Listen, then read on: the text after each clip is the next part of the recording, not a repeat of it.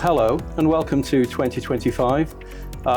Seems like a really great opportunity to be talking about the policy environment and how policy is changing right now, given that we are 2 days into a new administration in the United States. We've still got a relatively new government in the UK.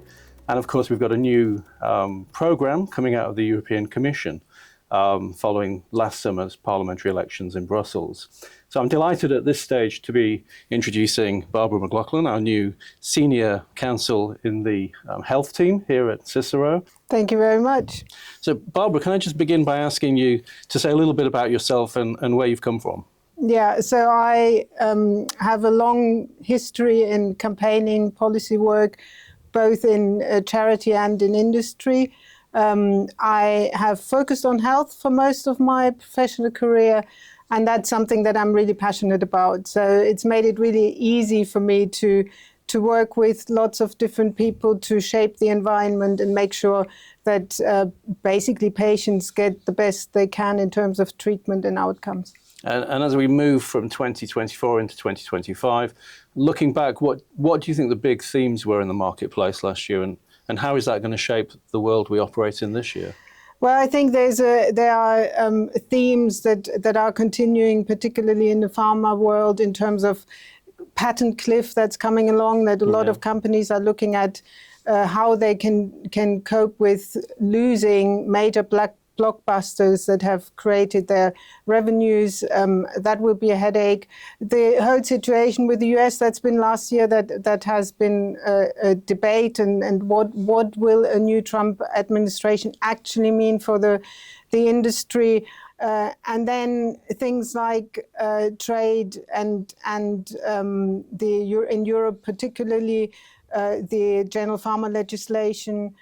How will that impact the industry? Will there be innovation that will come into the marketplace that can now be recognized in Europe? And how do governments bridge that gap between wanting the pharma industry to invest in their countries and at the same time not necessarily being willing to pay for the innovation that is generated? There's a lot of challenges there.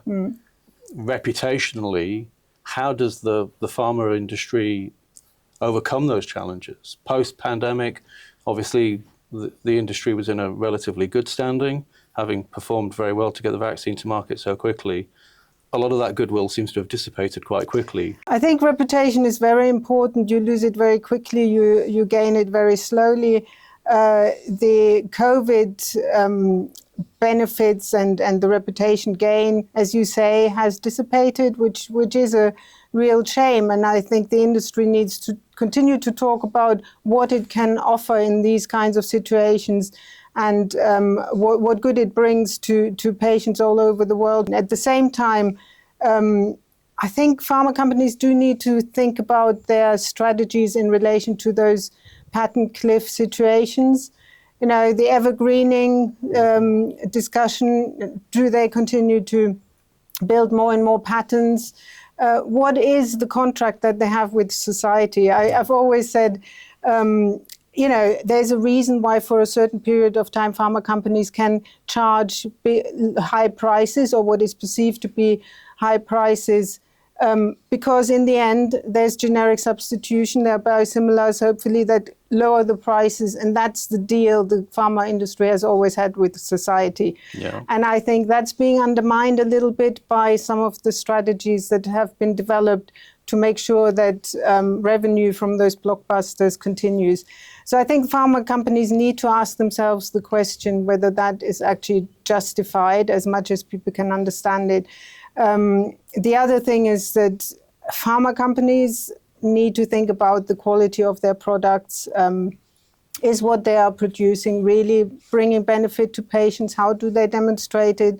How do they work with patient groups to show that what they are developing has a meaningful benefit to patients? It's not just interesting in scientific terms. So thinking forward to 2025, what do you want to achieve at Cicero and with our clients?